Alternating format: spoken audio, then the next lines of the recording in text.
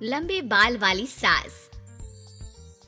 सास बहू की उम्र में माँ बेटी जितना फासला होता है, लेकिन फिर भी ना बहू को सास में माँ और ना ही सास को बहू में बेटी दिखती है। कैसे? ओहो, ये बाल भी ना संभाले नहीं संभलते, इतने लंबे और काले। देखने वाले तो कहते हैं कि बहू सास और सास बहू लगती है। कौन है ये लोग माँ जी? मुझे तो नहीं दिखते जिस सास को बहू समझ रहे हैं। अरे चल छोड़ ना, जा चाय लेकर आ जा और किचन में मेहंदी भिगा देना। और हाँ, दोपहर को पार्लर वाली आ रही है मेरे हेयर स्पा के लिए, तो जरा गर्म पानी तैयार करके भाप की तैयारी भी कर देना। बहू खुद के बाल देखती है जो सूखे, बेजान और बेतरीके से बंधे होते हैं। बहू किचन की तरफ जाती है।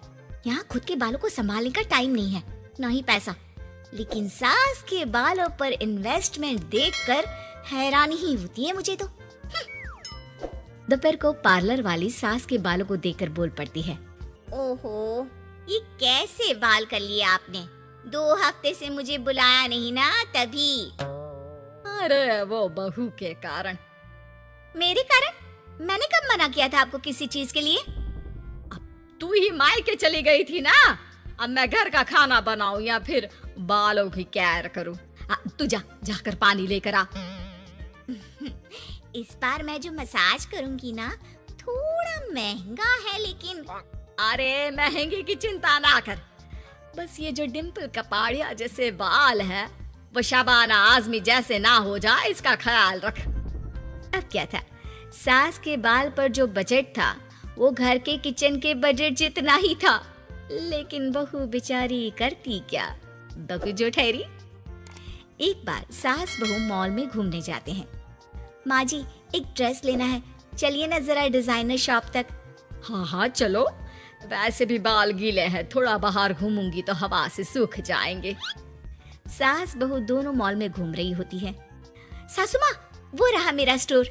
अरे रुक, क्या है ये? जावेद हबीब। अरे चल तो जरा देखे तो। हाँ चल देना माँ जी, बस एक ड्रेस ले लो। अरे ले लेना ड्रेस बाद में, किसने मना किया है लेने से? सास जावेद हबीब के पार्लर में जाती है, जहाँ सेल्स गर्ल उन्हें पकड़ लेती है। अरे कुछ बालों को सुंदर रखने के लिए क्रीम पाउडर दिखाओ ना, वो क्या है ना, थोड़े बेजान लग रहे हैं। क्यों नहीं, वैसे ये नया प्रोडक्ट लॉन्च हुआ है, इससे आपके बालों की खूबसूरती 4 गुना बढ़ जाएगी। इसे लगाने के बाद ना आपको हेयर स्पा करने की जरूरत पड़ेगी और ना ही किसी महंगे शैम्पू की। बस ये लगाइए और पूरे मोहल्ले में बाल चमकाइए, लहराइए और इतराइए। अरे वाह, कितने का है? इतना सस्ता कि आपको हंसी आ जाएगी। तो एक काम करते हैं ना, पहले हम हंसी लेते हैं, क्यों? ये जरूर आपकी बहू होगी, है ना? कैसे पता? अरे भला कौन सी बहू चाहेगी कि सास के बाल सुंदर दिखे? मुझे नहीं लगता कि आप ये प्रोडक्ट ले पाएंगी। एक काम करिए, फिर कभी आइएगा।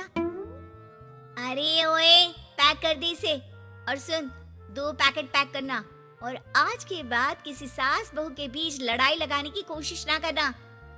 सेल्स गर्ल मुस्कुराकर साथ खड़ी दोस्तों को देखती है और सामान पैक कर देती है। उन लोगों के जाने के बाद, देखा मैंने कैसे खेल खेला? बहू मानती तो मुसीबत, और ना मानती तो भी मुसीबत। वहीं सामान लेकर सास भी खुश बाहर निकलकर बहू से कहती है, अरे वाह बहू, अब देखना मेरे बाल ना और ज्यादा सुंदर हो जाएंगे। अब तो लोग मुझे देखकर जलने लगेंगे। वैसे जलन से याद आया, तुझे भी तो ड्रेस लेनी थी ना, चल ले लेते हैं। रहने दीजिए, पैसे किसके पास है जो ड्रेस ले लो? आप तो अपने बाल लहरा लहरा कर इतराइए। मैं कोई पुरानी ड्रेस ही पहन लूंगी। चलो वो भी ठीक है बहू, देख हमेशा ना फालतू खर्चे से बचना चाहिए। मैं बिल्कुल फेवर में नहीं थी तेरी नई ड्रेस के लिए, फिर भी तुझे मना नहीं कर पा रही थी। बहू के तो मन में आता है कि सास की इस बात के बाद वो उन्हें इतना अच्छा करारा जवाब दे, लेकिन चुप हो जाती है। सास का बालों को लहराना और इतराना यूं ही चल रहा था। एक दिन, माँ जी, न जाने क्यों चक्कर आ रहा है, लगता नहीं कि मैं काम कर पाऊंगी, मैं अपने कमरे में आराम करने जा रही हूँ। थोड़ी देर बाद पति भी आ जाता है। माँ, शिखा को कहीं देखा क्या? आज बहुत दिनों बाद घर की रसोई से इतनी अच्छी खुशबू आ रही है। मन तो कर रहा है कि बिना चेंज किए ही खाना खाने बैठ जाऊं। अरे बेटा, खाना आज मैंने बनाया है तो घर तो महकेगा ही। तेरी बीबी बीमार बैठी है। पति हैरान होकर पत्नी के कमरे में जाता है, जहां वो आराम से तानपुरा का शो देख रही थी। अरे, माँ ने तो बताया कि तुम ठीक नहीं हो, पेट में दर्द है। अरे नहीं नहीं, वो ना मेरा फेवरेट म्यूजिक शो आने वाला था। अब माँ की तो आदत पता है ना, ये बना दो, वो बना दो, ये दे दो, वो दे दो, तो बस मैंने बहाना बना लिया। पति बीवी की बात पर मुस्कुराता है और वहां से चला जाता है।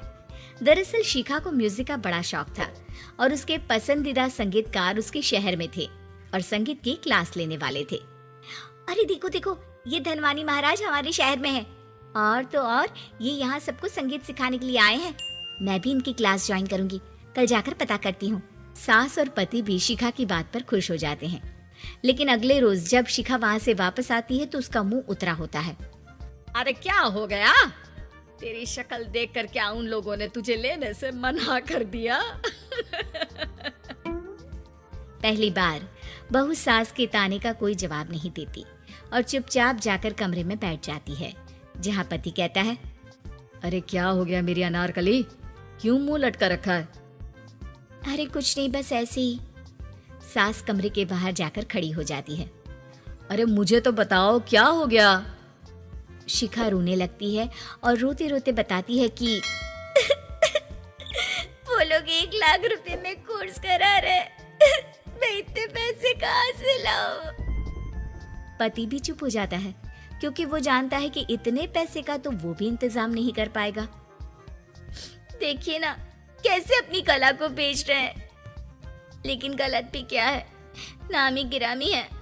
अरे कोई बात नहीं शिखा, मैं कोशिश करता हूँ किसी से उधार लेने की। जब कोर्स करके तुम खुद की क्लास खोलना, उससे जो पैसे आएंगे उससे फीस भर देना। पति कई लोगों से बात करता है, लेकिन उसे कहीं से पैसे नहीं मिलते। शाम को मुंह लटकाकर पति घर आता है। मैंने काफी कोशिश की, लेकिन कहीं इंतजाम नहीं हुआ। अरे कोई बात नहीं, मैं भी ना क्या करूंगी म्यूजिक सीखकर। वैसे भी कल आखिरी दिन है पैसे जमा करने के लिए, अब इतनी जल्दी कहाँ से आने वाला है पैसा। लेकिन अगले दिन, बहू ये ले पैसे, जा जाकर अपना नाम लिखवा दे संगीत की क्लास के लिए। बहू इतना सारा पैसा देखकर दंग रह जाती है। अरे माँ जी, आप कहाँ गई थी अभी, और ये इतने सारे पैसे कहाँ से आए? सास मुस्कुराकर पीछे मुड़ती है और बहू को अपने सर के बाल दिखाती है, जो अब छोटे छोटे होते हैं। मैंने ना अपने बाल उस विदेशी कंपनी को बेच दिए, जो बाल के बदले में पैसे देती है। अब मेरे बाल थे ही इतने सुंदर के 1 लाख मिल गए, वरना तेरे बालों का तो कोई 500 भी ना दे। बहू को सास की बात से रोना आ जाता है। वो सास के गले लग जाती है। लेकिन कोई मुझे करोड़ों भी दे ना, तो भी मैं इतनी अच्छी सास ना दूं।